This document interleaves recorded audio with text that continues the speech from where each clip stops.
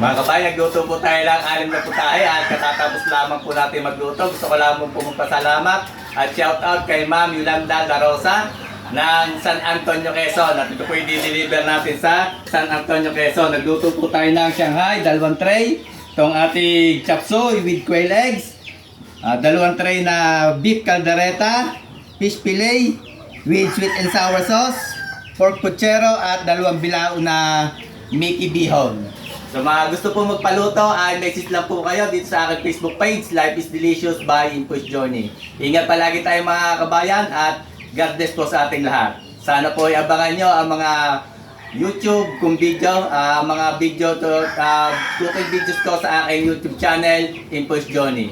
Maraming po ulit salamat at God bless.